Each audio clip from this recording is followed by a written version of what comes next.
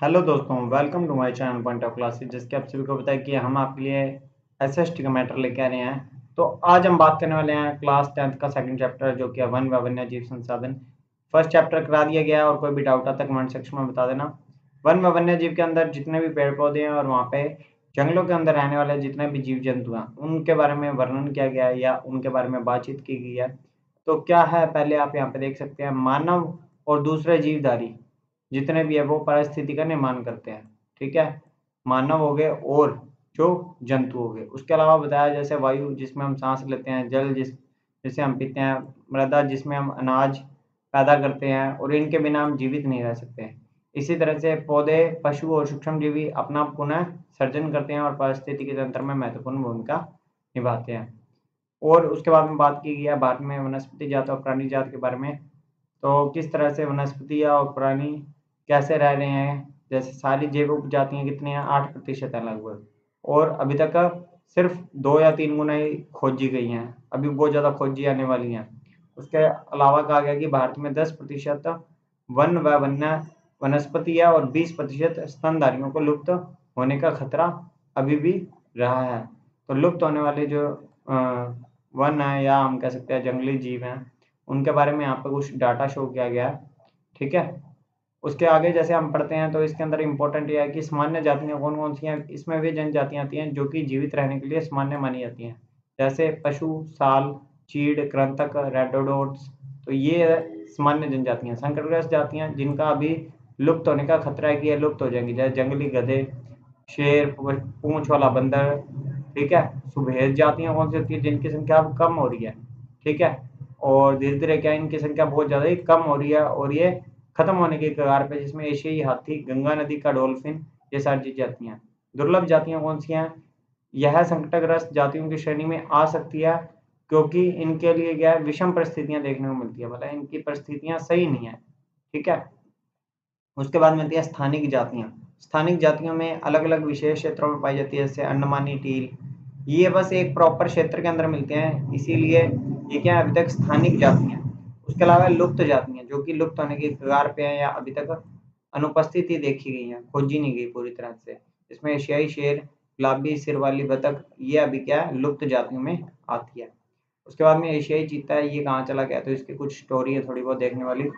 उसके बाद में जैसे आपने आगे देखेंगे तो यहाँ पर 1951 और 1980 के बीच का जो टाइम पीरियड रहा है, उसमें 26,200 वर्ग किलोमीटर क्षेत्र के ऊपर कृषि भूमि में परिवर्तित कर दिया गया था। और स्थानांतरित कृषि या हम स्लैश एंड बर्न कृषि भी इसको कहते हैं, ये विशेषकर पूर्वोत्तर क्षेत्र में की जाती है, अरुणाचल प्रदेश वाले क्षेत्र में।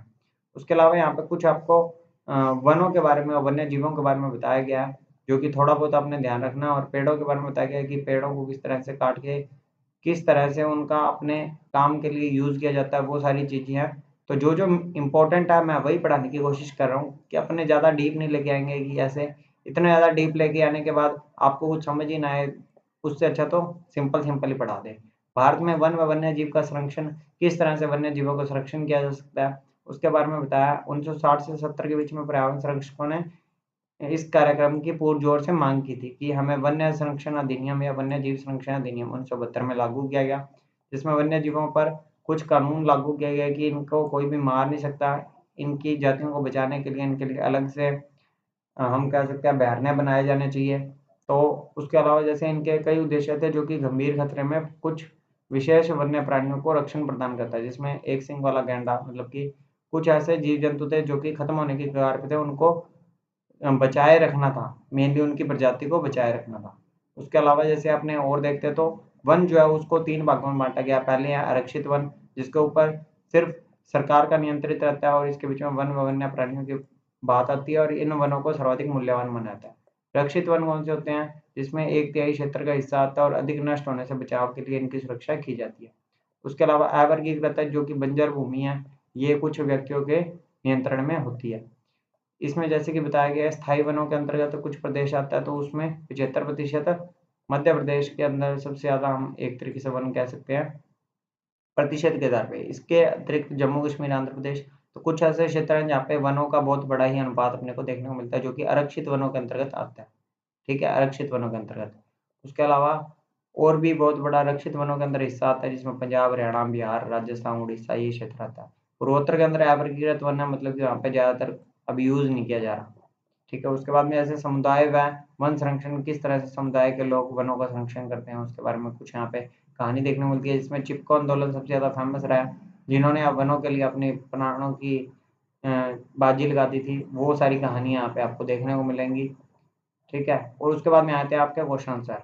तो क्वेश्चन आंसर में जैसे आप देखेंगे तो देखो, इनमें से कौन सी टिप्पणी प्राकृतिक वनस्पति जात और प्राणी जात के ह्रास का कारण नहीं है? कारण नहीं है, तो इसका मतलब तो सही बात होगी। ठीक है, तो इसमें आएगा बृहद स्तरीय विकास परियोजना, कृषि प्रसार, पशुचारण और ईंधन लकड़ियां एकत्रित करना, या तीव्र औद्योगिकरण और शहरीकरण।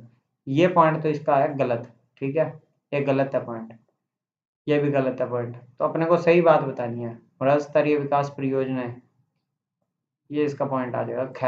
ख इसका उत्तर हो जाएगा, क्योंकि अपने को ज़्यादा से ज़्यादा अच्छी विकास परियोजनाएं लेके आनी चाहिए ताकि इनका नुकसान ना किया जा सके। इनमें से कौन सा संरक्षण तरीका समुदाय को सीधी भागीदारी नहीं करता है? संरक्षण तरीका समुदाय को सीधी भागीदारी नहीं करता है, जैसे बीज बचाओ आंदोलन, वन्य जीव पशु प्रिया, संयुक्त वन प्रबंधन, चिपको आंदोलन। तो इसमें समुदाय की सीधी भागीदारी नहीं करता, तो ये एक तरीके से हम बीज बचाओ आंदोलन कह सकते हैं, ये सीधी भागीदारी नहीं करता है, बाकी में सीधी भागीदारी है। तो ये कुछ पौधे और जानवर बताए गए हैं, तो इनको मैच करना है। उसके अलावा आरक्षित वन कौन से होते हैं और अवर्गीकृत कौन से होते हैं, ये वाली है। अवर्गीकृत तो हो गए सरकार की भूमि, ये वाले। ठीक है, आरक्षित वन कौन से हो गए, जो कि ये वन और वन्य जीव जो बहुत ज्यादा मूल्यवान होते हैं। और आरक्षित वन कौन से हो गए, वन भूमि जो अधिक शरण से बचाई जा सकती है। जैव विविधता क्या है, जैव विविधता के बारे में बताना था, इसके बारे में आपको पता लीजिएगा चैप्टर आपने अगर क्लियर पढ़ा तो thanks for watching my video. और भी कोई डाउट हो तो कमेंट सेक्शन में जरूर बताना। Thank you.